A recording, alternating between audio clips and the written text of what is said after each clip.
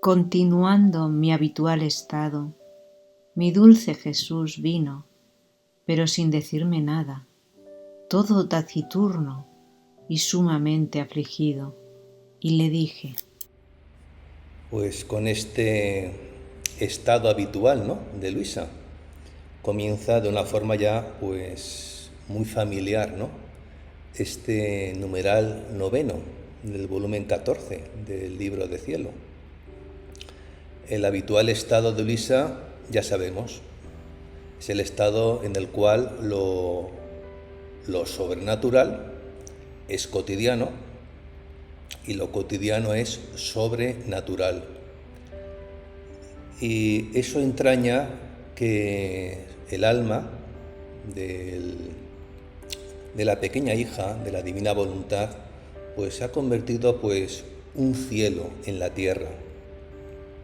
Ella está en total abismamiento allí, en la voluntad suprema.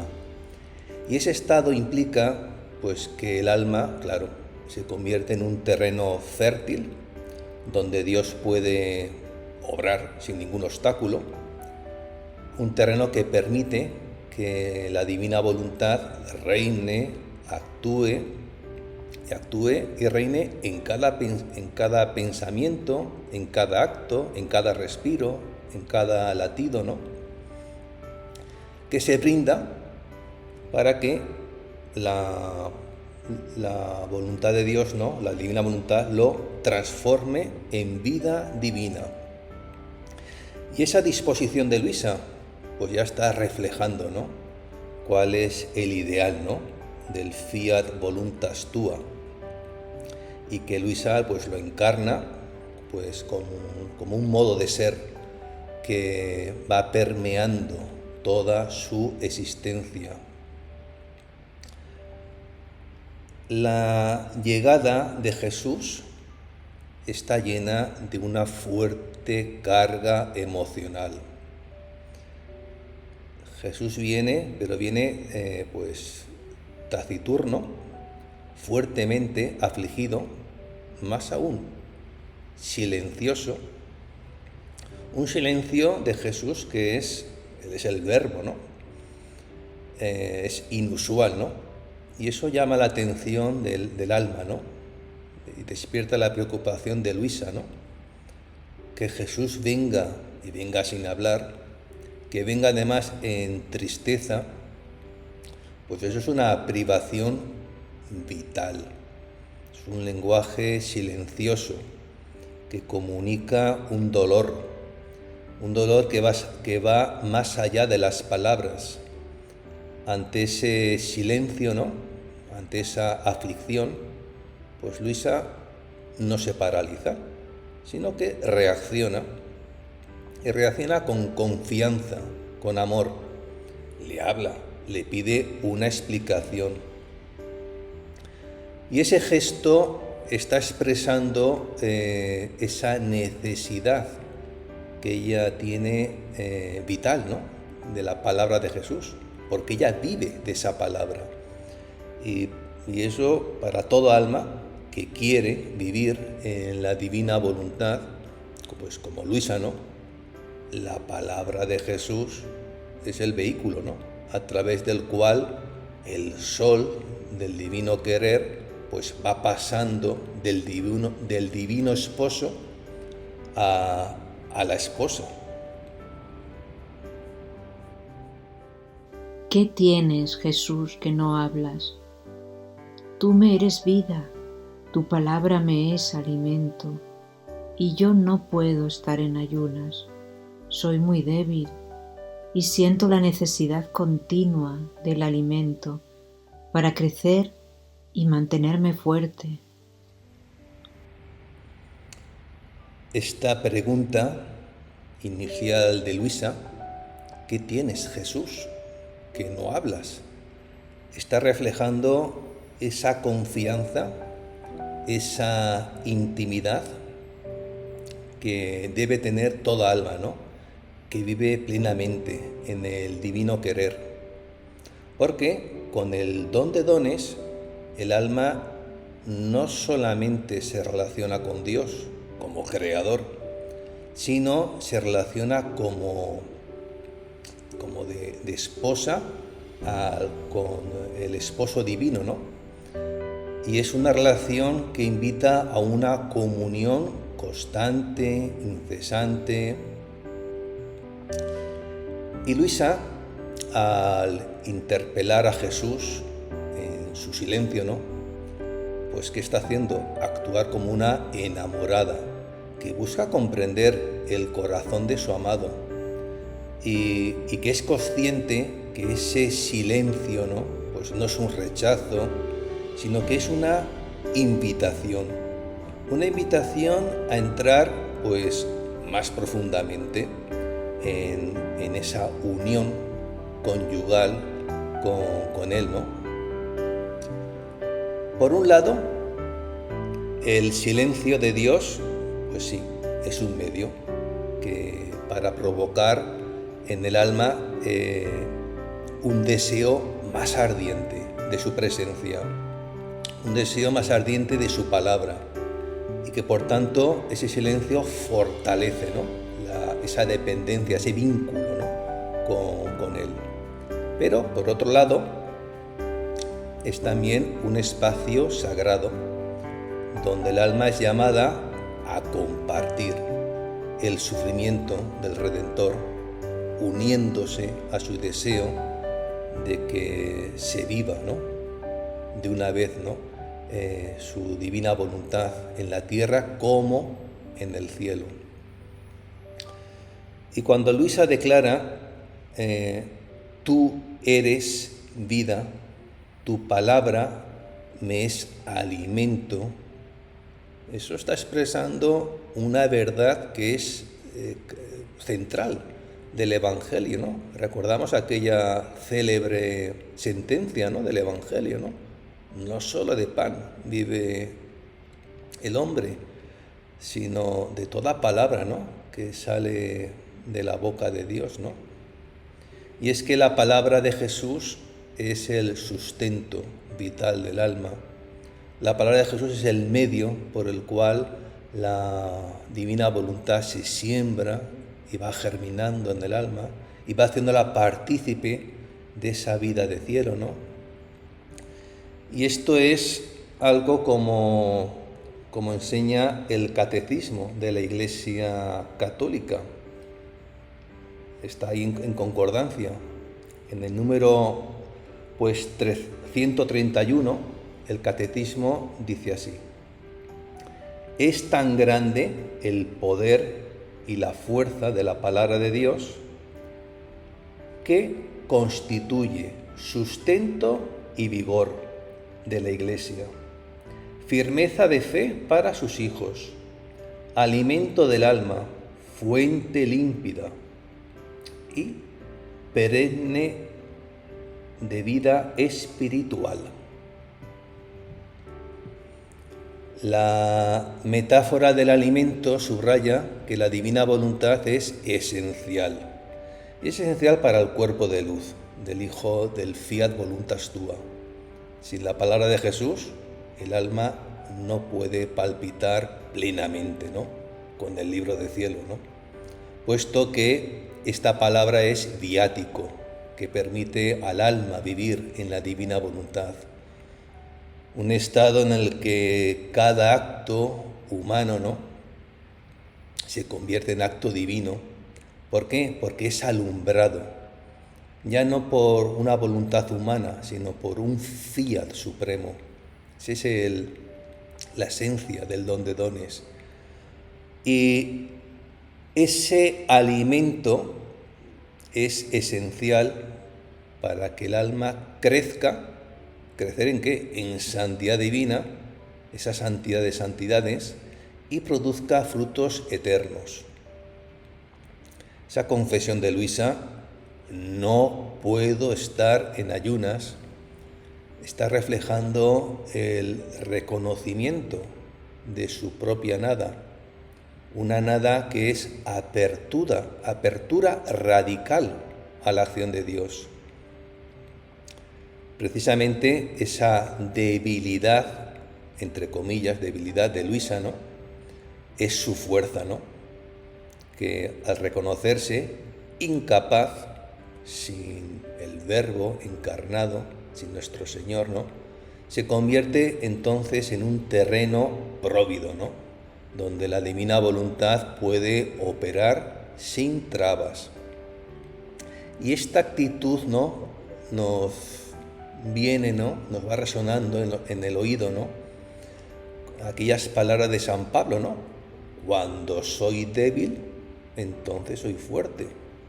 Porque en la debilidad humana la gracia de Dios se manifiesta, pero plenamente.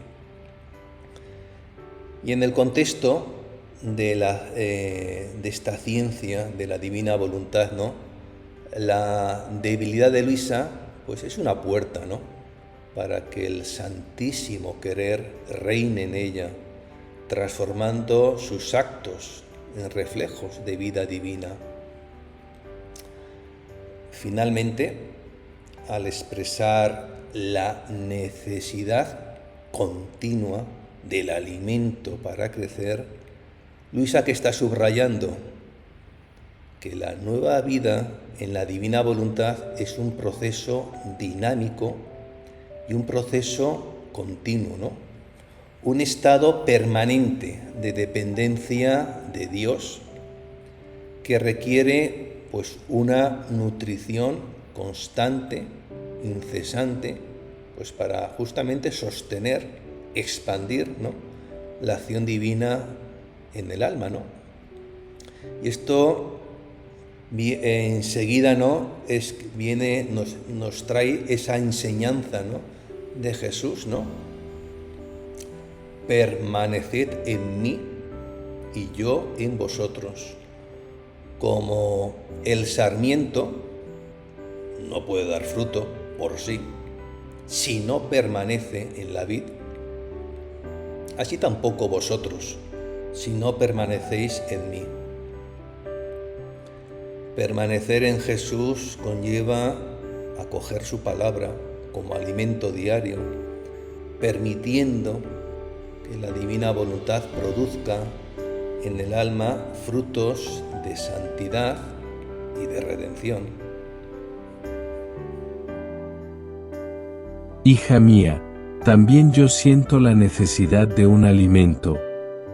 Y después de que te he alimentado con mi palabra, esa misma palabra masticada por ti, habiéndose convertido en sangre, germina el alimento para mí, y si tú no puedes estar en ayunas, tampoco yo quiero estar en ayunas, quiero la correspondencia del alimento que te he dado, y después volveré de nuevo a alimentarte.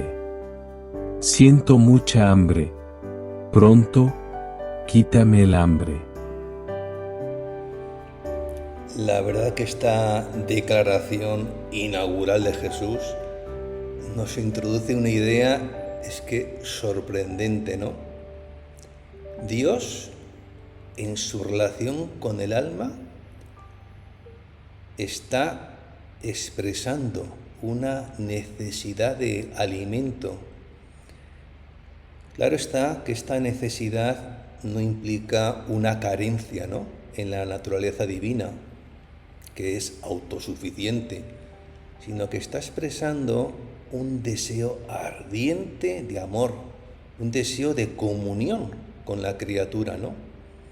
El Señor está anhelando que las almas vivan plenamente en el fiat divino, y de tal manera que se le devuelva, ¿no?, la gloria para la cual fuimos creados, ¿no? Y este deseo ardiente, este deseo divino, resuena de una forma pues palmaria, ¿no?, con esa imagen bíblica, ¿no?, del amor esponsal, ¿no? Ahí en el libro del Cantar de los Cantares, ¿no? Yo soy para mi amado y mi amado es para mí. Lo cierto es que el alimento que Jesús busca es la correspondencia del alma, es decir, que los actos, los pensamientos, las palabras, los respiros, las miradas, los deseos, todo eso realizado en su divino querer, pues se conviertan en actos divinos que glorifican a Dios y satisfacen su hambre de amor. Su palabra, que es la semilla de la divina voluntad, es dada, es brindada al alma como alimento. Y al ser masticada, o sea, meditada, asimilada, interiorizada, vivida, entonces ¿qué pasa? Se convierte en sangre. Y esto está simbolizando la vida del alma, que se fusiona, ¿no?, con la vida divina, ¿no? Y esa sangre representa la vitalidad de los actos del alma, claro, ya fundida, ¿no?, en el divino querer.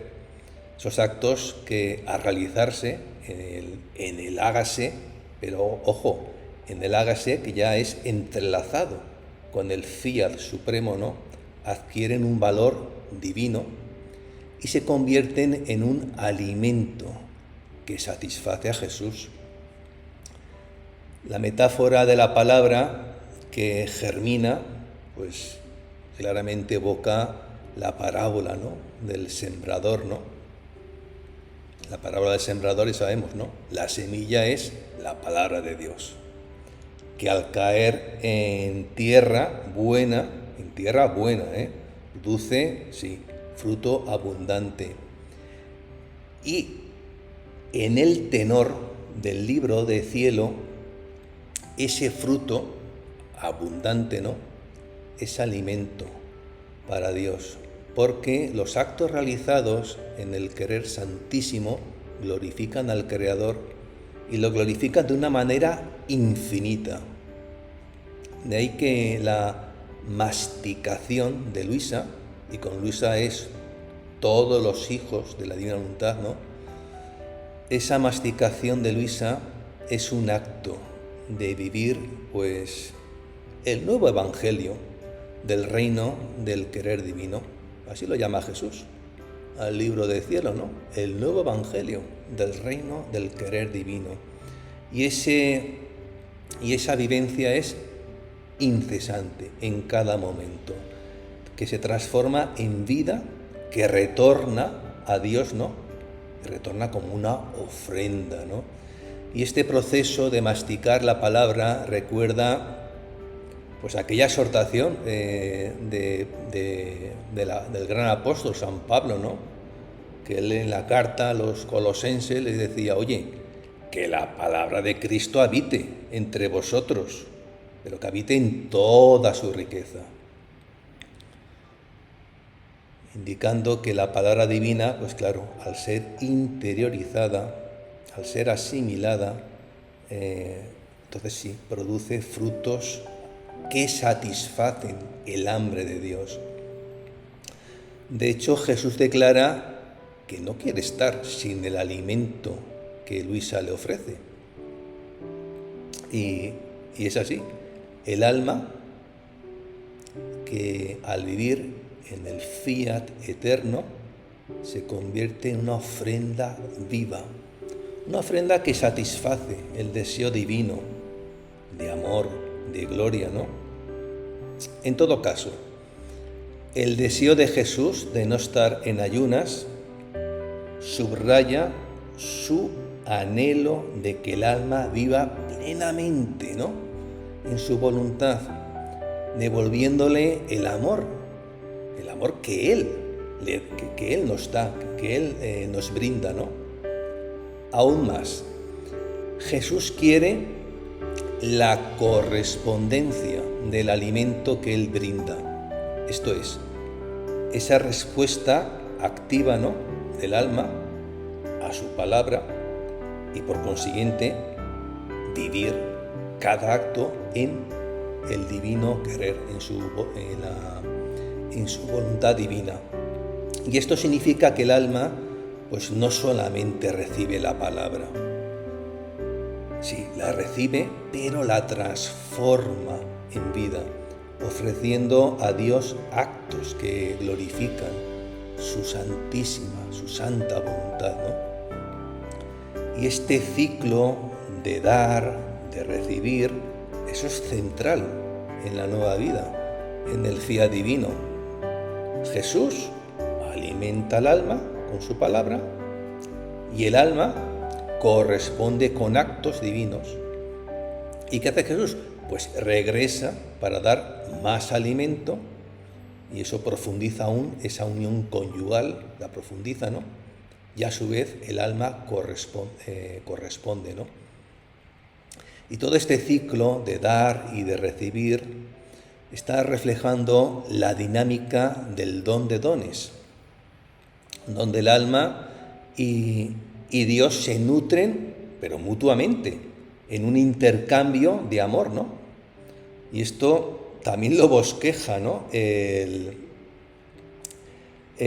Catecismo de la Iglesia Católica, en su número 44, que dice: el hombre no vive una vida plenamente humana si no vive libremente su vínculo con Dios. La urgencia de Jesús, expresada en esa su mucha hambre, ¿no? Está revelando ese anhelo ardiente, ¿no? De que el alma viva en la gracia de las gracias, en el don de dones, ofreciéndole el alimento. ¿Pero qué alimento? El de los actos divinos, ¿no? Y asimismo, este hambre de Jesús es también ese anhelo, ¿no? De restaurar el orden original de la creación, ese orden original en el cual el ser humano estaba creado para vivir en el fiat, para glorificar a Dios plenamente. Por lo demás, esta hambre de Jesús, ¿no? Pues también, ¿no? De alguna manera también nos va evocando, ¿no? Va aludiendo a esa exclamación de Jesús allá colgado ahí en el madero, ¿no? Tengo sed. Que más allá de lo físico, ¿no? Pues expresa, ¿no? Ese deseo profundo, ¿no? De almas que se entreguen a su amor, ¿no?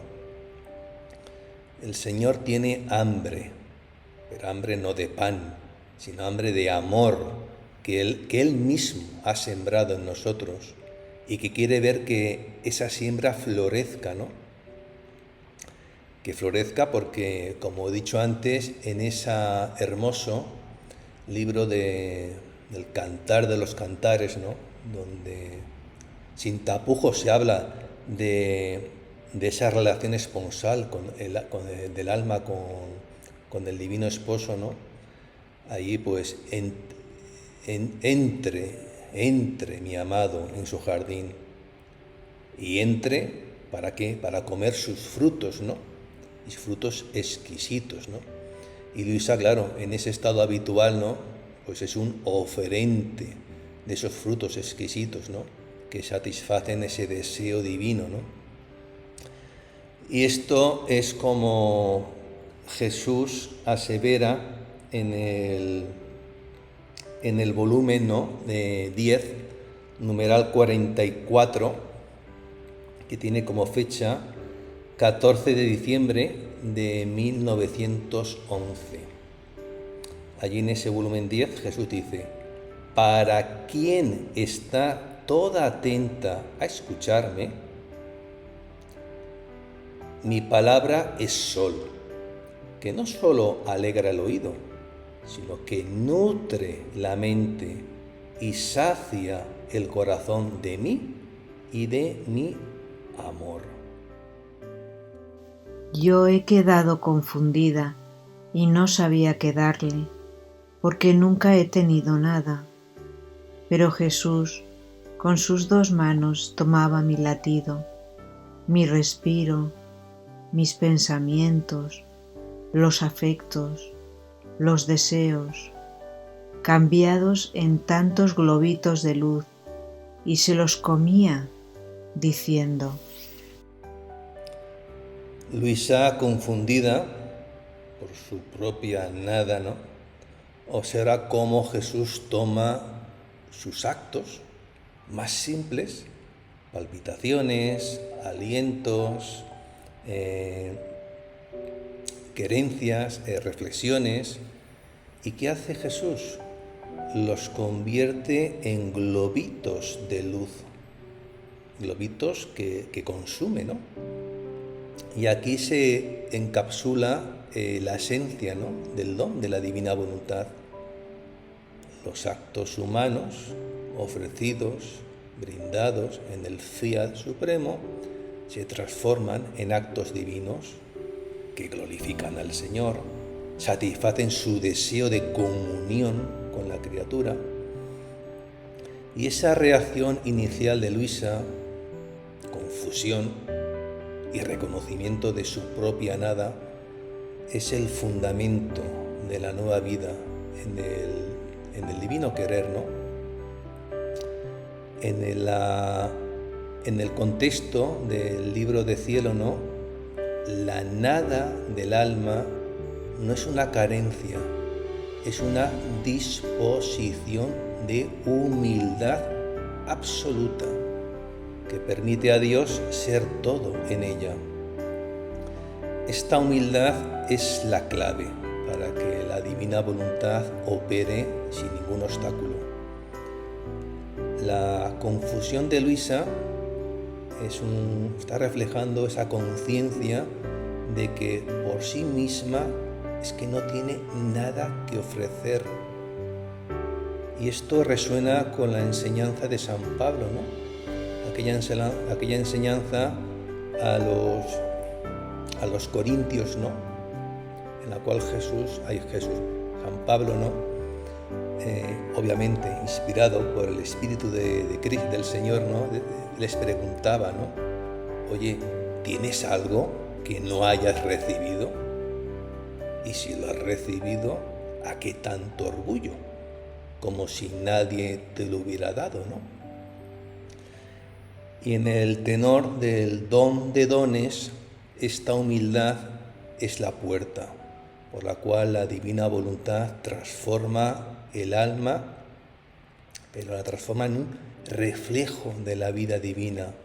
Su nada es la tierra buena, donde Jesús, el agricultor celestial, siembra y cosecha frutos de santidad, ¿no? Esa acción de Jesús tomando con sus dos manos los actos más simples de Luisa, ilustra esa intimidad, esa delicadeza con que la divina voluntad opera en el alma. Cada acto humano, incluso pues los más cotidianos, como puede ser un latido, un respiro, un suspiro, ¿no?, es que puede ser ofrecido al Señor y Él lo transforma con su voluntad en un acto divino, ¿no? Y esa transformación no depende del mérito, sino de la entrega del alma al fiat eterno. Y esa acción de Jesús, ¿no?, de tomar con sus dos manos, esos actos más simples de Luisa, ¿no?, es que enseguida nos viene aquella imagen bíblica, ¿no?, del alfarero, ¿no?, allí que como el mismo Dios, ¿no?, en boca de Jeremías, ¿no?, pues lo mismo que está el barro en manos del alfarero, así estáis vosotros en mi mano. Las dos manos de Jesús simbolizan su poder creador y su poder redentor, que toma lo humano, lo transforma en divino. Obviamente Jesús no desprecia lo pequeño o aparentemente insignificante, todo al contrario, toma cada acto del alma que vive en su voluntad y lo eleva a un valor eterno. Y esto es muy importante que lo tengamos muy claro, porque incluso está reflejando una enseñanza del Catecismo de la Iglesia en su número 901. El Catecismo dice: todas sus obras, oraciones, tareas apostólicas, vida conyugal y familiar, el trabajo diario, el descanso espiritual, el descanso corporal, si se realizan en el espíritu, incluso las molestias de la vida, si se llevan con paciencia, todo ello se convierte en sacrificios espirituales, agradables a Dios por Jesucristo. Así pues, toda la vida del hombre, en sus aspectos más ordinarios, puede ser santificada.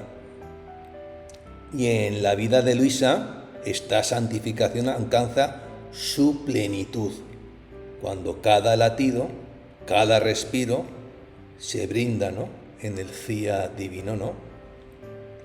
Esa transformación de los actos de Luisa en globitos de luz es una imagen mística que encapsula el efecto de la divina voluntad en el alma.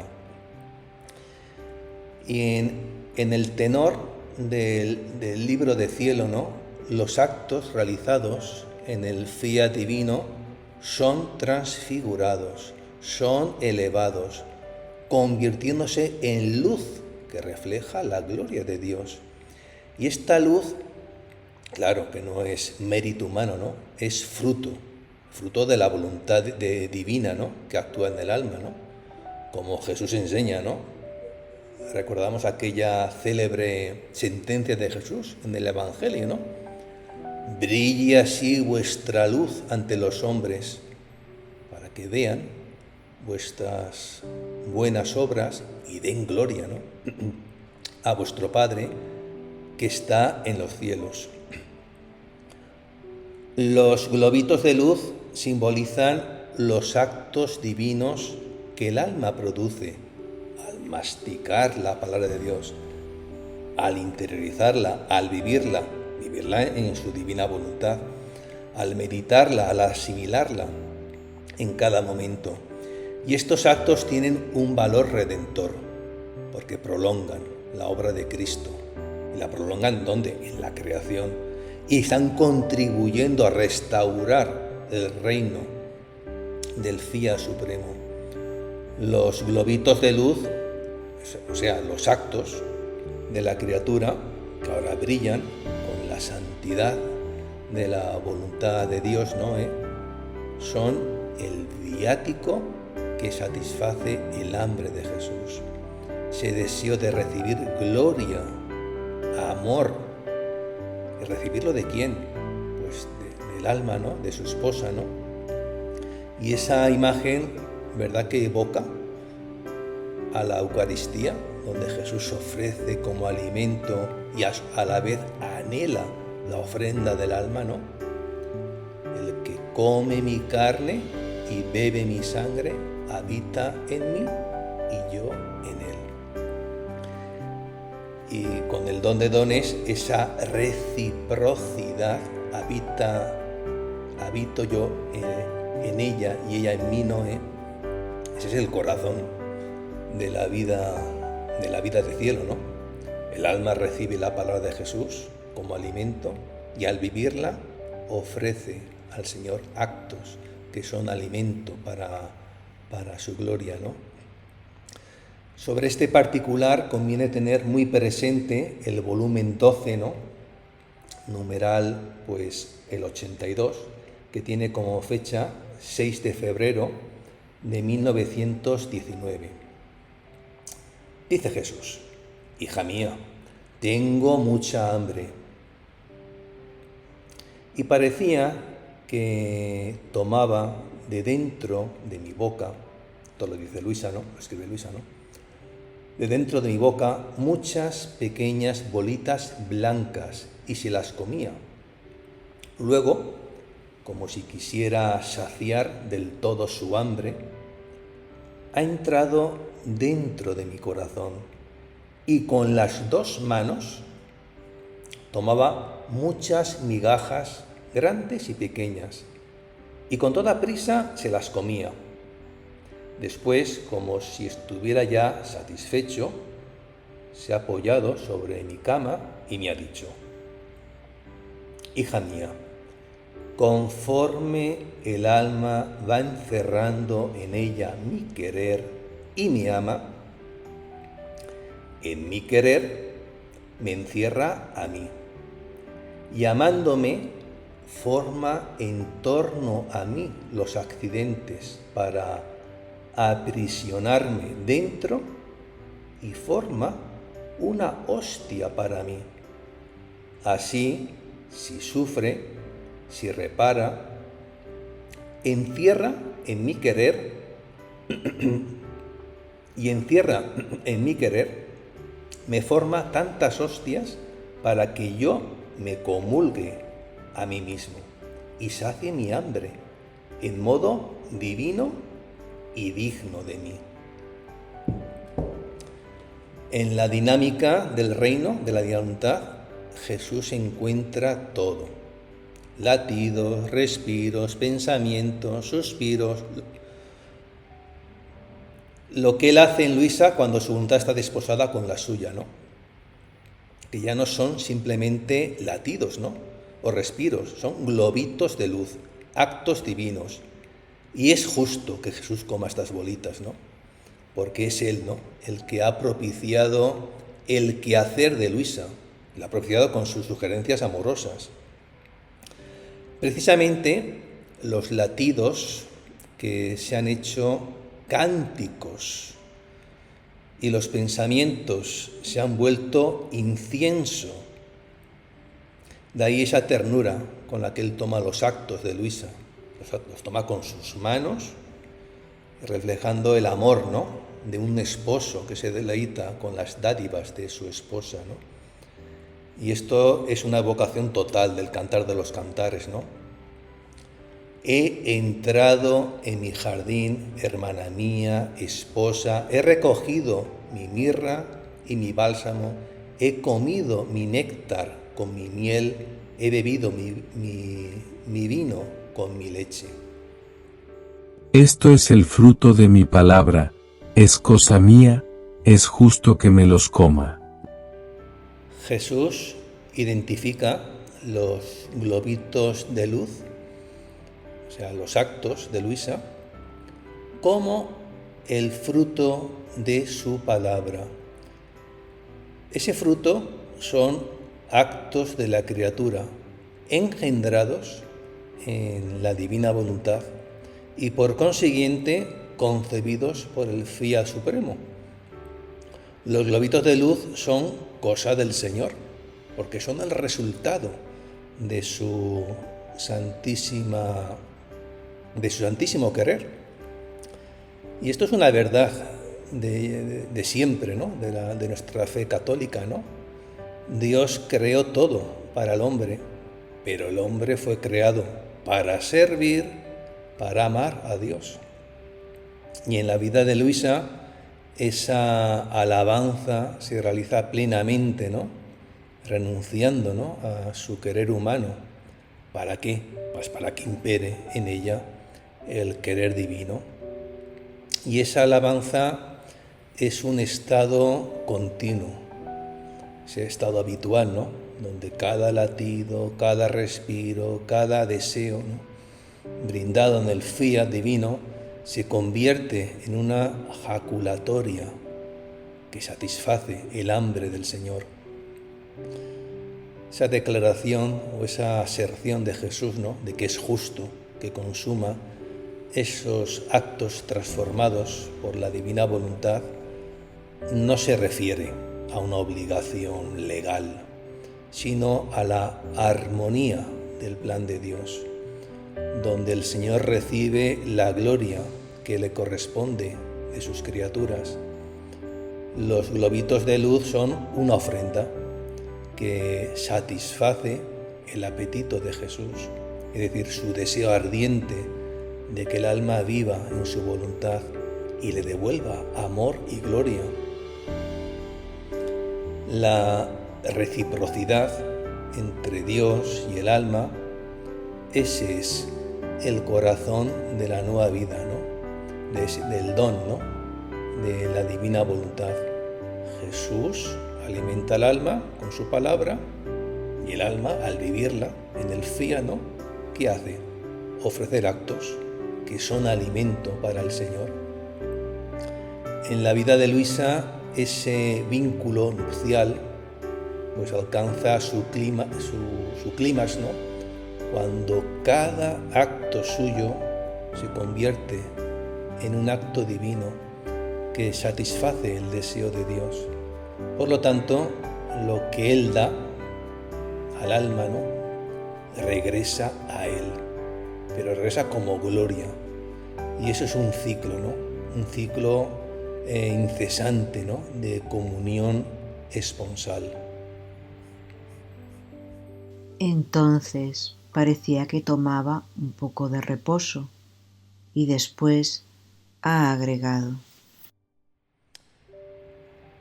Este reposo no implica una necesidad física en Jesús, que es Dios, sino un momento místico que simboliza la complacencia divina al ser correspondido y alimentado por la criatura.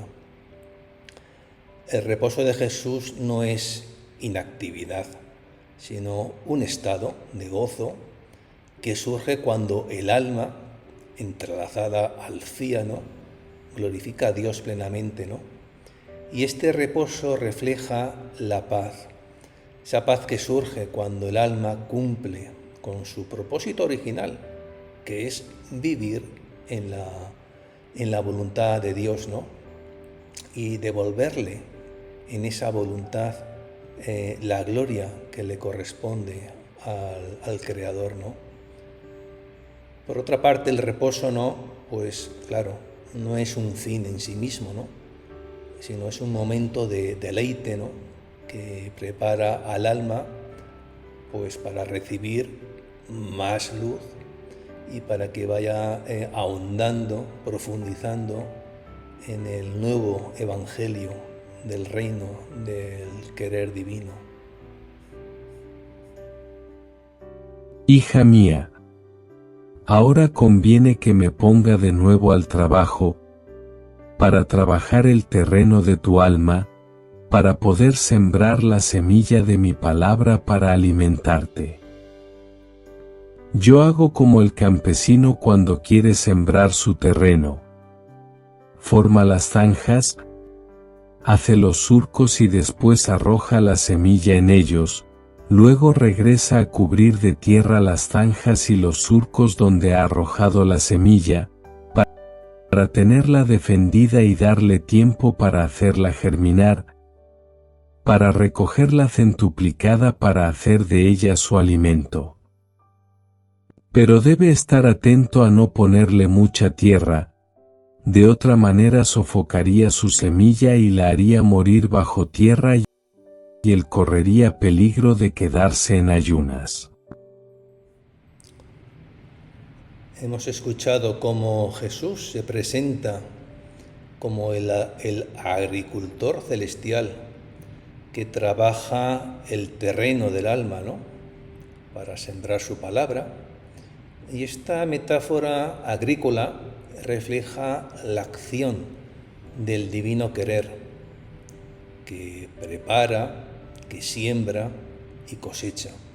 Y cosecha en el alma frutos de santidad, de eternidad, siempre que el alma pues no sofoque la semilla, ¿no?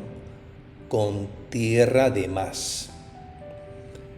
El trabajo de Jesús consiste en moldear el alma, eliminando obstáculos, creando condiciones para que su divina voluntad reine plenamente. Y este trabajo pues es un proceso continuo, cuya finalidad es sembrar la semilla de su palabra, o sea, el sustento vital del alma, ¿no? La palabra de Jesús es una semilla que germina en el alma, produciendo actos divinos que no solo deifican a la pequeña hija de la divina voluntad, sino que se convierten en globitos de luz que alimentan a Jesús. Entonces, esa metáfora de ese agricultor, de ese campesino, que va formando zanjas, surcos, pues va ilustrando, ¿no?, con imágenes agrícolas, ¿no?, esa acción delicada, deliberada de Jesús en el alma que quiere vivir en su divina voluntad. En la divina voluntad el alma debe ser preparada. ¿Para qué? Para recibir la semilla divina. Y eso implica purificarla de apegos, egoísmos, resistencias humanas, ¿no? De ahí que las zanjas, los surcos, representan esos actos de humildad, de abandono, de disposición, para que Jesús vaya cultivando en nosotros, en este caso en Luisa, ¿no? Y en el contexto del libro de cielo, ¿no?, el alma que vive en el fiat, entonces sí, se convierte en terreno fértil, donde la voluntad de Dios puede sembrar sus verdades para producir frutos que van configurando, ¿no?, al bautizado con Cristo. La acción de cubrir la semilla con tierra simboliza esa necesidad de proteger, esa necesidad de nutrir la palabra divina en el alma. Esa tierra representa virtudes, bueno, como la humildad, ¿no?, la paciencia, el abandono, ¿no?, que van resguardando la semilla, esa semilla de la divina voluntad, ¿no?, y no solamente la resguardan, es que la permiten fructificar, ¿no?, germinar, ¿no? Y esa tierra, obviamente, ¿qué es? Pues es la nada, somos nada, Dios es todo. Ese aniquilamiento del alma, ¿no?, es que es esencial, ¿no?, para que la palabra de Dios pues fructifique, ¿no? Y esta verdad tiene toda una resonancia evangélica, ¿no? Recordamos, en verdad os digo, si el grano de trigo no cae en tierra y muere, queda infecundo, pero si muere, da mucho fruto. En la nueva vida, en el divino querer, ¿no?, la semilla de la palabra, que debe ser protegida, ¿no?, por la humildad, ¿no?, del alma, ¿no? ¿Para qué? Para germinar en actos divinos que glorifican a Dios, ¿no? Esa humildad permite, ¿no?, que la semilla divina produzca frutos, ya no digo abundantes, frutos eternos, ¿no? En cuanto al resto, ¿no?, Jesús describe, ¿no?, el propósito, ese propósito de su labor. Y el propósito es recoger la semilla, pero recogerla ya centuplicada como alimento, tanto para el alma como para él mismo, ¿no? En la divina voluntad, los actos realizados en el fiat producen frutos abundantes, pues como en la parábola de los talentos, ¿no? El que recibió 5 talentos fue enseguida a negociar con ellos y ganó otros 5, ¿no? Y esos frutos son los actos divinos, que al ser vividos en la divina voluntad, pues tienen un valor infinito, glorifican al Creador. Ahora bien, Jesús advierte que se debe evitar poner mucha tierra, porque sofocaría la semilla, ¿no? Esa tierra de más, ese plus de tierra, ¿no? Representa los excesos humanos. Por ejemplo, turbación, desconfianza, hipocresía, la doblez, ¿no? Que impiden la acción de la divina voluntad. Por eso el alma debe mantener un equilibrio, abrazar la humildad, sin caer en la desesperación, para que la semilla divina pues germine libremente, ¿no? Ese sofocar la semilla con tierra de más, ¿sí?, con un plus de tierra, ¿no?, son actitudes que obstaculizan la labor de la voluntad de Dios. Falta de confianza, exceso de introspección, ¿no? Cuando un alma se sofoca, o mejor dicho, se sofoca porque se enfoca demasiado en sus debilidades, ¿no? Pierde la libertad de vivir en el fiat, ¿no? Y la semilla de la palabra divina pues no puede germinar, ¿no? Y si no germina, pues aquí viene un doble ayuno, ¿no? El alma pues claro, no recibe el alimento de la palabra, pero es que Jesús no recibe el alimento de sus actos transformados, ¿no? Por eso en la divina voluntad lo es muy esencial, ¿no?, el abandono, la confianza, ¿no?, abandonarse a la acción de Dios, confiar en que Él protegerá, Él hará fructificar la semilla sembrada, ¿no?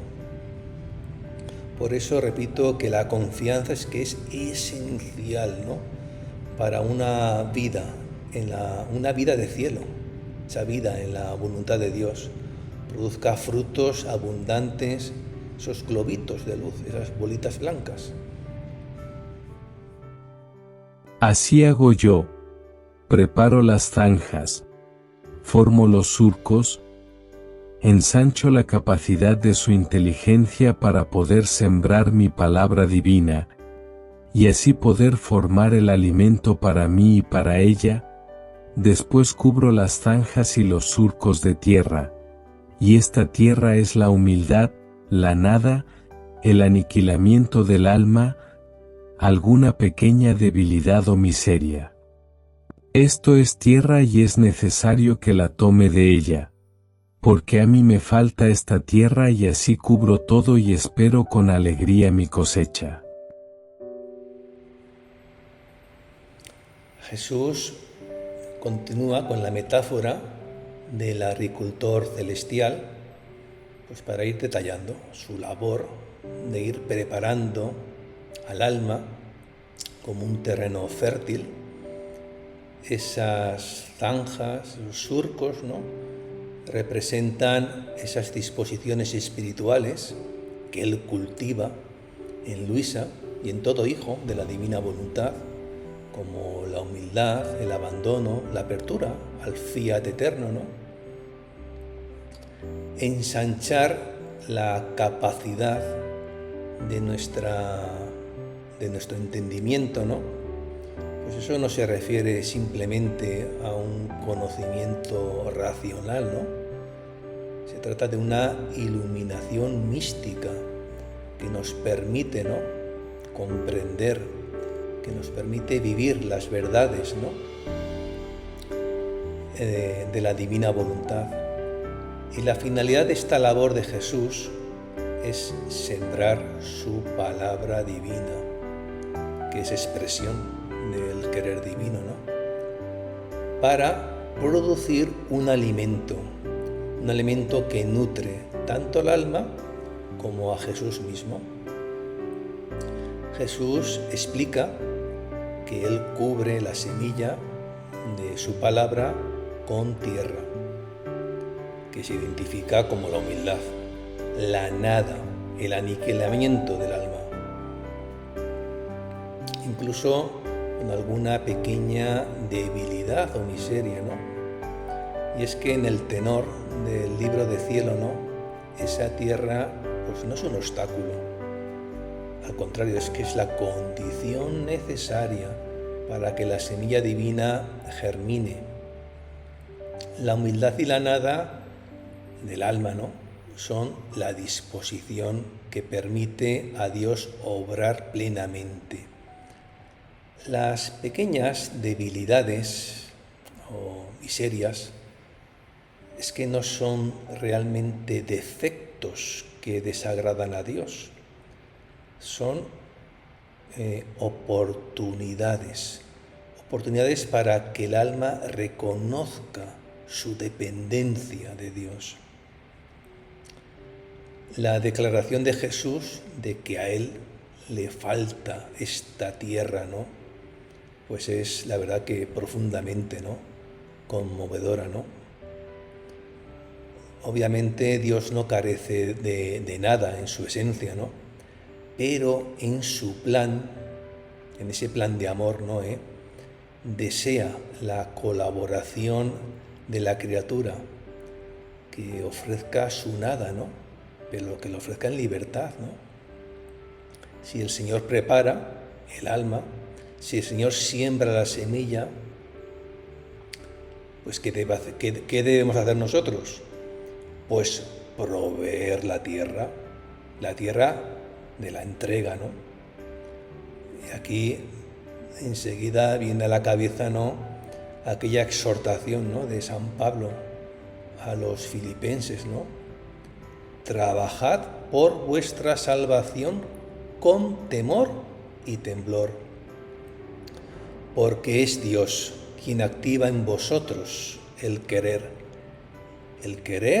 y el obrar para realizar su designio de amor.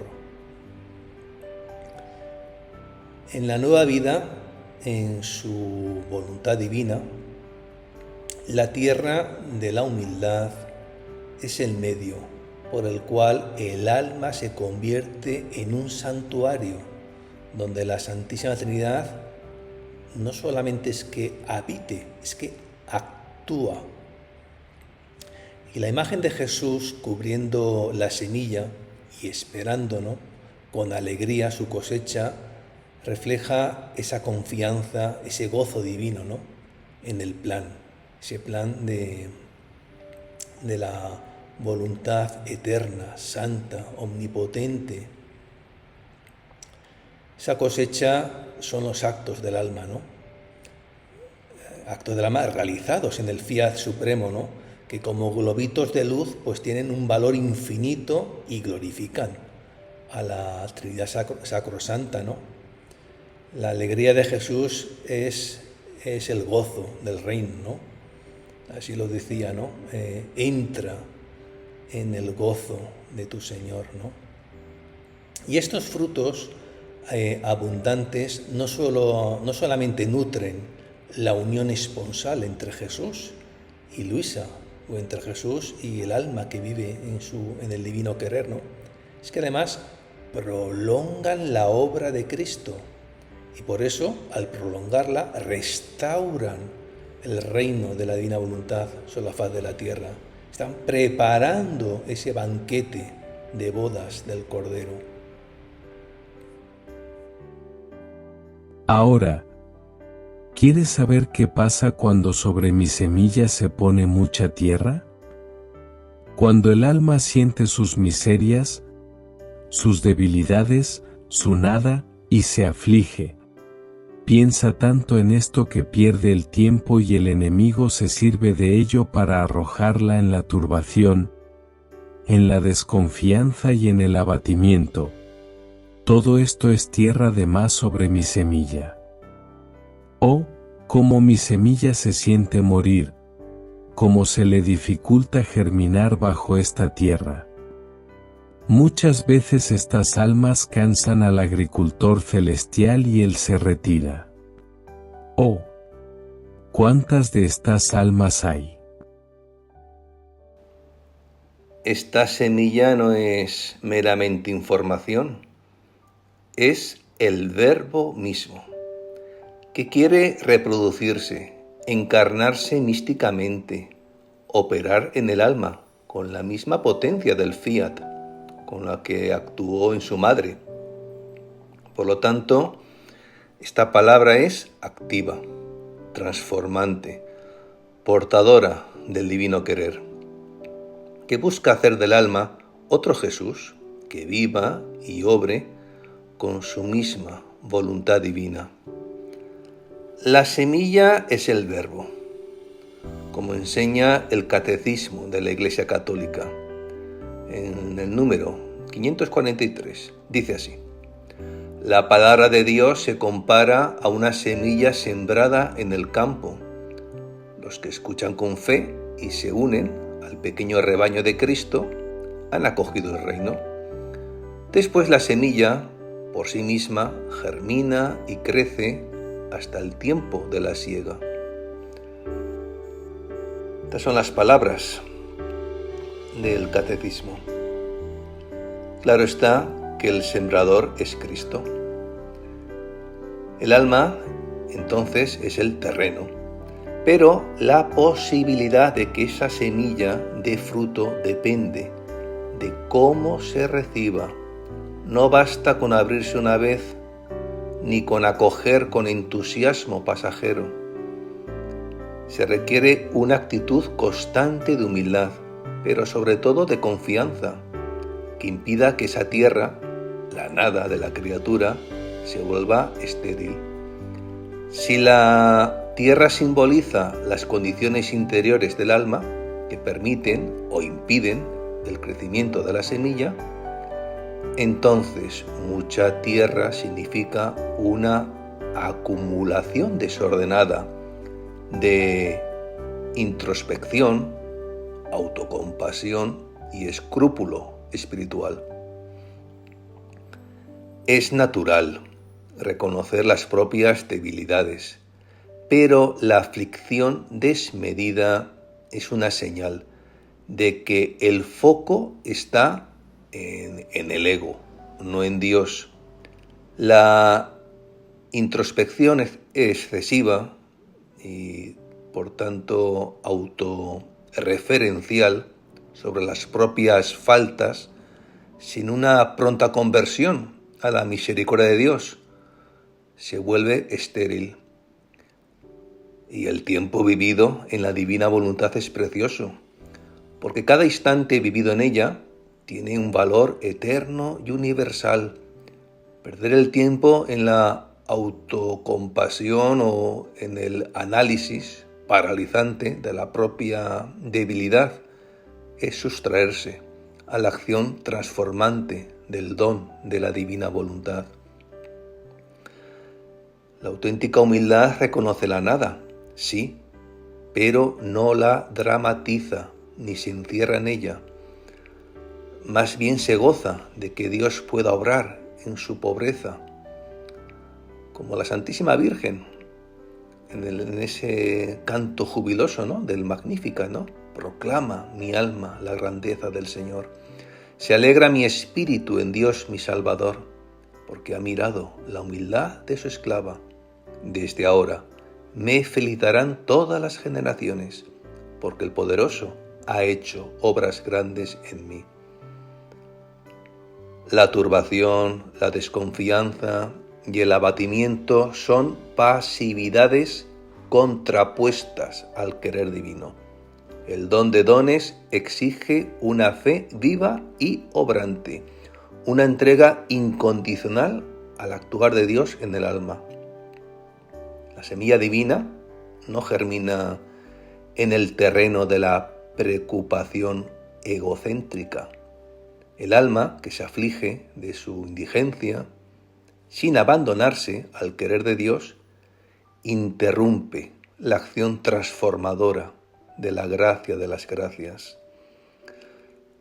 San Francisco de Sales aseveraba que nada agradó tanto a Dios como el que esperemos grandemente en Él, y nada le duele tanto como desconfiemos de su misericordia. Estas eran las palabras de San Francisco de Sales. El caso es que la verdadera humildad no es un lamento estéril, sino un abandono confiado. El alma no se detiene en su nada, sino que la ofrece como espacio vacío para que Dios lo llene. La nada del alma no es vacío definitivo, sino el sí inicial, que permite a la divina voluntad actuar. Cuando el alma, en lugar de revolverse en sus carencias o nulidades, las entrega diciendo: hágase tu voluntad, transforma incluso las debilidades en materia de gracia. El peligro, sin embargo, acecha.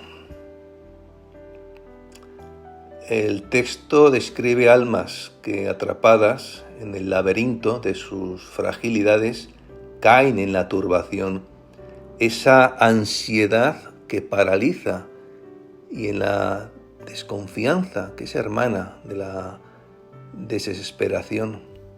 El demonio, astuto, intenta convencer al bautizado que su incapacidad es una barrera insalvable, y avivando el desaliento sofoca el hecho de que con el dedo de Dios todo podemos. Es más, Jesús con dolor revela que este exceso de tierra no solo daña al alma, sino que cansa al agricultor celestial. No es que Dios se fatigue, Él es incansable, sino que respeta la libertad humana. Si el alma insiste en enclaustrarse en su abatimiento, Él se retira. El retirarse no es un abandono definitivo, sino una disminución de gracias, porque el alma, con su actitud, se ha vuelto menos receptiva, y Él no fuerza nunca su presencia más íntima. En el volumen 17, numeral 10, con fecha 2 de septiembre de 1924,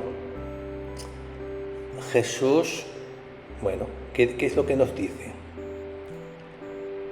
Yo soy celoso de tu confianza. No quiero que desconfíes mínimamente de mí.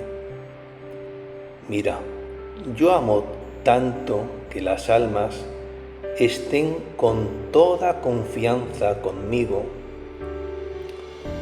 que muchas veces escondo algún defecto o imperfección en ellas, o alguna incorrespondencia a mi gracia, para no darles ocasión de que no estén conmigo, con toda confianza. Porque si pierden la confianza, el alma queda como dividida de mí y toda encogida en sí misma. Se pone a distancia de mí y queda paralizada en el arrojo del amor. Y por eso, paralizada en el sacrificarse por mí. Oh, cuánto daño hace la desconfianza. Se puede decir que es como esa helada primaveral que apaga la vida a las plantas. Y muchas veces, si la helada es fuerte, las hace morir. En este marco, el mensaje del numeral resuena como un llamado, a la audacia de creer que incluso en medio de las tormentas, el sol de la divina voluntad sigue brillando. La tierra de nuestras miserias, brindada con sencillez, no es un obstáculo, es el humus donde Dios hace brotar vida divina. Y en ese donarse, en ese abandonarse a la voluntad divina, que todo lo fecunda, el alma descubre que somos nada, es en realidad el principio de todo, ya que el don de la divina voluntad es la esperanza que no defrauda. Amor mío, ¿soy yo una de esas? La pregunta refleja un corazón que no da nada por sentado en su itinerario espiritual, que vive en una santa dependencia de la guía divina y que teme, pues por encima de todo, claro, ser un obstáculo, ¿no?, para el pleno reinado de la divina voluntad, pues no solamente en su corazón, ¿no?, sino a través de ella, ¿no?, en el mundo entero, ¿no? Y esta actitud es precisamente la que permite que el sol del querer divino, ¿no?, fecunde la semilla divina y evitar, ¿no?, el que sea sofocada por esa tierra de más, ese plus de tierra, ¿no?, de ese querer humano pues autocentrado, ¿no?, mirándose el ombligo, ¿no? La verdad es que inmediatamente después de esa, claro, preocupante descripción, ¿no?, que ha hecho el agricultor celestial, ¿no?, pues Luisa se toma en serio, ¿no?, cada una de las palabras de su amado, ¿no? Y por tanto en esa continua, ¿no?, vigilia, ¿no?, espiritual, ¿no?, su primera inclinación es hacer un examen de conciencia, ¿no? ¿Podría ser ella, a pesar de su intimidad con el Señor, una de esas almas que obstaculizan su obra? Y esto denota que, lejos de presumir de su estado habitual, ¿no?, Luisa se sitúa inmediatamente en la posibilidad de ser ella misma parte del problema. Luisa no está buscando la autocomplacencia, está buscando la verdad sobre sí misma, por dolorosa que pueda ser. Su deseo es conformarse plenamente a la voluntad divina. Y para ello necesita conocer cualquier obstáculo que provenga de ella misma, ¿no? De hecho, anhela complacer al amado y complacerlo en todo, ¿no? Y es crucial la diferencia entre la actitud de Luisa y la actitud de aquellos que cansan al agricultor celestial. Estos sienten que sus miserias las sienten y se afligen. Piensan tanto en eso, ¿no?, que pierden el tiempo, ¿no? Y el demonio pues se sirve de ello para arrojarlos en la turbación, en la desconfianza, en el abatimiento, ¿no? Por tanto, son almas que se quedan atrapadas en un círculo vicioso, ¿no? En cambio, Luisa no se queda en esa aflicción solitaria, ¿no? Su preocupación la lleva inmediatamente al diálogo con Jesús. No pierde el tiempo en la introspección estéril. Busca la luz directamente y la busca en la fuente, ¿no? No cae en la turbación, al menos no de una forma definitiva, ¿no? Esa pregunta es una pregunta, diría que, mejor dicho, es un acto de confianza, ¿no?, esperando una respuesta clarificadora. ¿Clarificadora de quién? De aquel en quien confía plenamente. No, quien hace mi voluntad no está sujeto a poder formar tierra para sofocar mi semilla.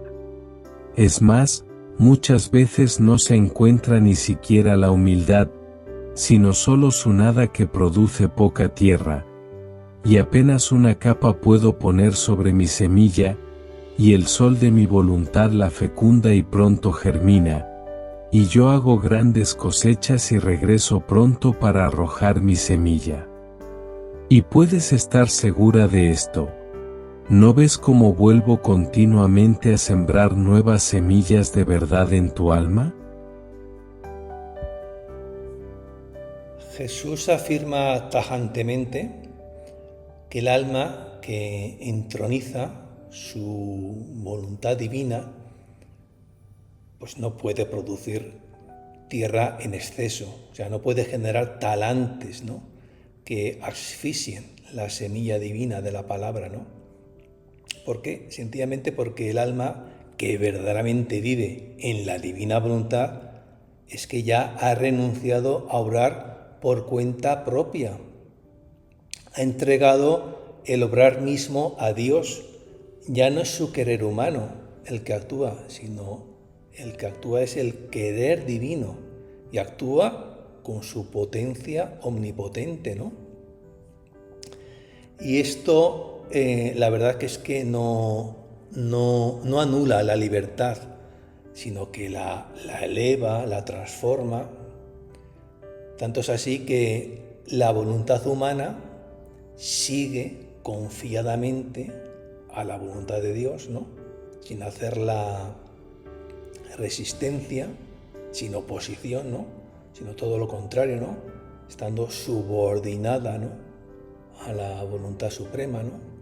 Y por eso pues no se generan turbaciones interiores como la desconfianza o esa introspección infructuosa, ¿no?, sobre las propias miserias, ¿no? Y es que el alma genuinamente orientada al don de la divina voluntad tiene una salvaguarda inherente contra el peligro de esa tierra, de ese plus de tierra, esa tierra sofocante, ¿no? Quien se ejercita en conformar su querer humano al querer de Dios, aunque experimente debilidades, no tiene la disposición habitual, ¿no?, a revolcarse en ellas, hasta el punto de ahogar la gracia de las gracias, ¿no? Más aún, muchas veces no se encuentra en él la humildad autoconsciente, sino solo su nada.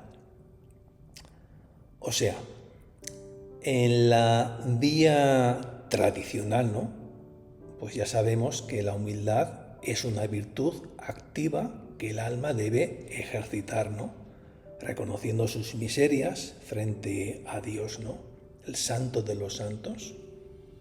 Pero en la vía que nos presenta el libro de cielo, el alma que vive en la divina voluntad, la humildad se simplifica, y se simplifica hasta convertirse en pura conciencia de su propia nada, sin reflexión sobre sí misma. No hay ombligo que se mire a sí mismo, ¿no?, para humillarse, sino que se vive en la pura transparencia de una criatura vacía, disponible totalmente al obrar divino, ¿no? Así que la nada no es un vacío estéril, es la condición perfecta para que Dios lo sea todo en el alma. Con palabras evangélicas: bienaventurados los pobres en el espíritu, porque de ellos es el reino de los cielos. El mismo Jesús reconoce que esta nada es tan pura que la tierra que se puede formar es mínima. Apenas lo suficiente, ¿no? ¿Para qué? Para cubrir y proteger la semilla. En el alma que vive en la divina voluntad no hay un exceso de tierra, solamente hay lo justo, una delgada capa. ¿De qué? De nada. sin miserias obsesionantes, sin esas fragilidades multiplicadas por la turbación, ¿no? Y esto permite que la semilla divina no sea sofocada. La divina voluntad, cuando encuentra un alma vacía de sí, obra. Y obra como un sol que actúa infaliblemente sobre la semilla, haciéndola germinar. Su obrar es fructífero y transformador. Es el cumplimiento, ¿no?, de la analogía que nos presenta el profeta Isaías. Como bajan la lluvia y la nieve desde el cielo y no vuelven allá, sino después de empapar la tierra, de fecundarla y hacerla germinar, para que dé semilla al sembrador y pan al que come, así será la palabra que sale de mi boca. No volverá a mí vacía, sino que cumplirá mi deseo. La nueva vida en la divina voluntad es movimiento constante de Dios en el alma. Siembra, fecunda, germina, cosecha y vuelve a sembrar, fecundar, germinar, cosechar. El cuerpo de luz se convierte así en un campo, ¿no?, en un campo perpetuo de operación divina, ¿no?, donde cada verdad revelada por Jesús pues es una nueva semilla y cada acto en el querer santísimo es un fruto eterno, universal, divino, ¿no? Por eso el don realmente es sumamente fructífero, ¿no?, para el reino de Dios, ¿no? El caso es que Jesús confirma, ¿no?, que ese actuar continuo en Luisa es señal de que ella vive realmente en su divina voluntad. Y esta continuidad no se mide por sensaciones ni por consuelos, sino por fidelidad al Señor. Esa fidelidad del Señor, ¿no?, a una voluntad humana, ¿no?, que se le ha entregado, ¿no?, del todo, ¿no?, al Fiat Supremo, ¿no? Por lo demás, pues bueno, Luisa es depositaria de nuevas verdades, nuevas semillas que Jesús quiere sembrar en su iglesia, ¿no? Y quiere sembrarla por medio del don de dones, ¿no? Por tanto, nada de sensaciones, nada de consuelos. Aquí la quinta esencia es esa fidelidad que tiene el Señor con el alma que ha entregado, ¿no?, libremente, ¿no?, su voluntad al fiat divino. Ahora, mientras esto decía, sobre el rostro de Jesús se veía una tristeza, y tomándome de la mano me ha transportado fuera de mí misma, y me hacía ver diputados y ministros, todos trastornados, y como si ellos mismos hubieran preparado un gran fuego, en el cual quedaban envueltos en las llamas. Se veían los jefes sectarios que, cansados de esperar, de maldecir contra la Iglesia, o querían ser dejados libres para iniciar luchas sangrientas contra ella, o bien se querían retirar de gobernar. Veían faltarles el piso bajo sus pies, tanto por finanzas como por otras cosas, y para no hacer el ridículo, querían retirarse de regir la suerte de la nación. Pero ¿quién puede decirlo todo? Y Jesús, todo doliente, ha dicho: La tristeza en el rostro de Jesús no es la de un Dios distante, sino la del amor, que ve a sus hijos perderse en laberintos de soberbia, ¿no? Mientras sostiene la mano de Luisa, de esa alma que se ha confiado plenamente a su divina voluntad, ¿no? Jesús le muestra un mundo en llamas, no la del Espíritu Santo que ilumina, ¿no? Sino las llamas de la ambición humana que lo devora todo a su paso. Políticos masónicos, élites luciferinas, todos corren como títeres rotos, atrapados por el fuego que ellos mismos encendieron al creer que podrían construir torres de poder sin cimientos divinos. Es Babel en llamas, proyectos que se derrumban, discursos huecos, finanzas que se esfuman como arena entre los dedos, y quienes maldecían a la Iglesia, ansiosos por destruirla con violencia o desprecio, ahora pues titubean, no por arrepentimiento, sino por miedo al ridículo, y sintiendo que el suelo se les hunde, bajo sus pies. Y Jesús, con ese dolor que atraviesa los siglos, contempla ese espectáculo de autodestrucción. Su impotencia reflejada en esa tristeza, es la del padre, que ve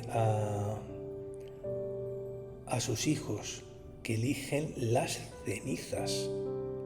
Eligen cenizas en lugar de elegir el pan de vida, Y esos líderes, en ese afán de gobernar sin Dios, sin el Rey de Reyes, han olvidado, esa advertencia, del Salmo 127, Si el Señor no construye la casa, en vano se cansan los albañiles. Si el Señor no guarda la ciudad, en vano vigilan los centinelas. Han confundido progreso con arrogancia, libertad con licencia. Y ahora, pues claro, el fuego de su autosuficiencia los envuelve, No es castigo, es que es consecuencia. Un mundo sin Dios termina devorándose a sí mismo. Entre las llamas, sin embargo, pues brilla una paradoja esperanzadora, La misma tristeza de Jesús es semilla de redención. Él no muestra este caos para desanimar, sino para tener presente que todo es todo, servirá para alfombrar el adviento del reino del Fiat Supremo.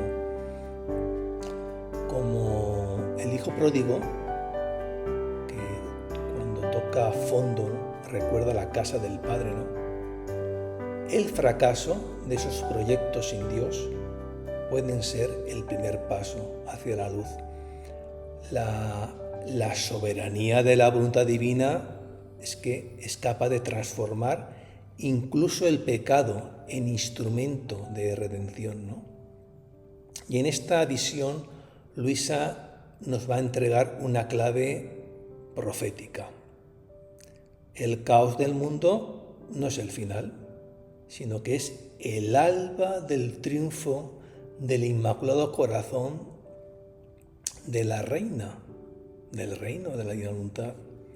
Y así como la cruz, pues apareció como el mayor fracaso, pero se convirtió en la mayor victoria, El fuego de la necedad humana será apagado por el diluvio de gracia que surge de las almas que dicen fiat voluntas tua.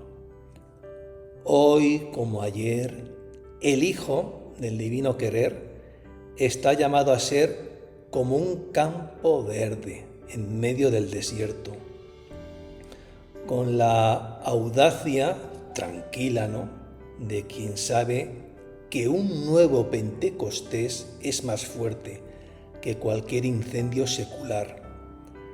Mientras los líderes del mundo tropiezan en su oscuridad, la Iglesia camina, pero camina con lámparas encendidas. Ya sabemos, sacramentos que sanan, caridad que abraza, verdades que liberan. La tristeza de Jesús es, en el fondo, una invitación a no temer, porque incluso cuando el suelo se hunde bajo los pies del poder temporal, bajo los pies de los que viven en la divina voluntad, hay una roca. Si recordamos aquella famosa parábola, del Evangelio según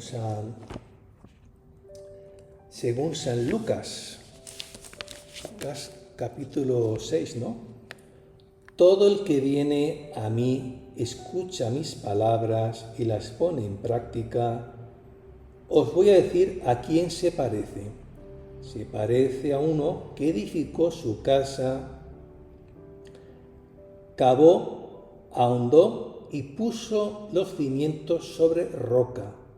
Vino una crecida, arremetió el río contra aquella casa y no pudo derribarla porque estaba sólidamente construida.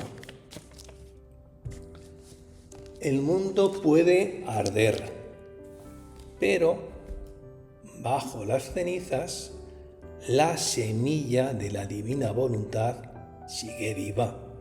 Por eso la tristeza de Jesús es temporal. Su sonrisa final será, claro, la siega, Cuando el sol de su voluntad disipe las tinieblas y todo campo, el alma, el de la historia, pues brille, con la luz, pero con la luz de la nueva Jerusalén. Terribles, terribles son los preparativos, quieren hacerlo todo sin mí, pero todo servirá para confundirlos. Las palabras del Rey de los Pueblos resuenan como un eco de angustia divina ante la humanidad que, en su orgullo, articula el orbe con la divisa del non serviam, no te serviré. Y con esa divisa pues se erige un totalitarismo inflamable, No es un reproche desde la distancia, sino que es un gemido de un corazón sacrosanto que ve a sus hijos cavar abismos mientras que él está tendiendo puentes. Los preparativos terribles son más que planes fallidos, son sudarios de una civilización que, al borrar a Dios de sus esquemas, pues ha convertido el progreso en retroceso y la razón en sin razón y la libertad en esclavitud. Y ese grito de Jesús está revelando una ley pues inexorable. Lo que se edifica al margen de la voluntad de Dios está condenado a derrumbarse. Y esto no es una maldición, es una realidad inexorable, como la ley de la gravedad, Las guerras sangrientas, las crisis financieras, el colapso moral, todo ello son ladrillos de un edificio sin cimientos, construido por manos que se negaron a inclinarse para recibir la bendición del Rey de Reyes Pero en esa infinita, insondable misericordia, Jesús añade que todo servirá para confundirlos. Y esa confusión aquí es medicina, sí, medicina amarga, pero para sanar esa ceguera, ¿no?, del autoengaño, ¿no? Así como el labrador siembra con paciencia, aun sabiendo que parte de la semilla se perderá, Dios permite que el hombre experimente el vacío de sus proyectos sin Él, para que en medio de las ruinas descubra que sólo la semilla del querer divino da fruto eterno. En cualquier caso, el agricultor celestial, con su hoz de gracia y de misericordia, ¿no?, separará lo que es caridad de lo que es impiedad.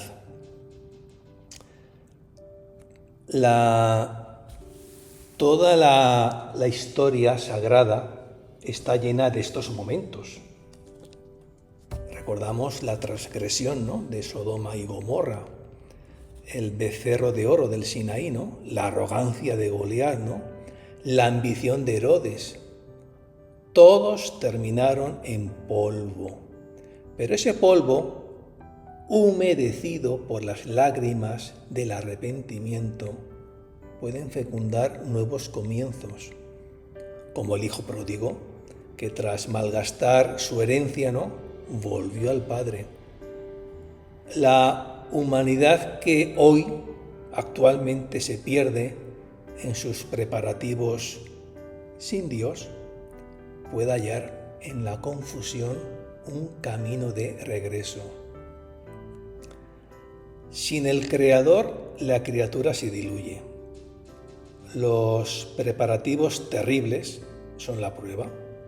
Cuando el hombre se erige en Dios, pero sin Dios, claro, termina adorando ídolos frágiles, poder, dinero, placer, ídolos que se desvanecen pues como la niebla, ¿no?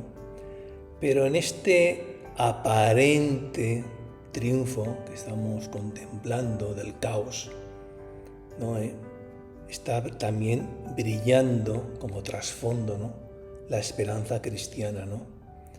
Dios escribe recto, incluso en los renglones torcidos de la historia. La confusión de los soberbios será al final la luz que los guíe de vuelta al surco, a ese surco donde la semilla de la palabra aguarda intacta para brotar. Jesús, el agricultor celestial que llora sobre el campo incendiado, no abandona su siembra. Entre las cenizas su mano sigue esparciendo semillas. Sabe que tras el invierno de la soberbia siempre llega la primavera de la humildad.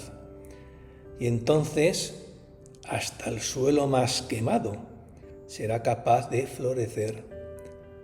La historia sagrada enseña que en su misericordia Dios convierte el fracaso en oportunidad de redención.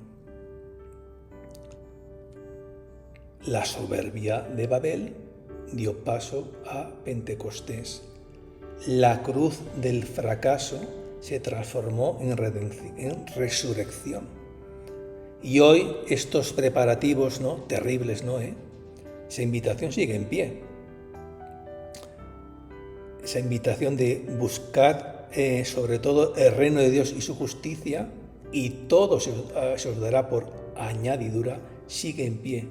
Entonces, el mundo pasa, pero el que hace la voluntad de Dios permanece siempre.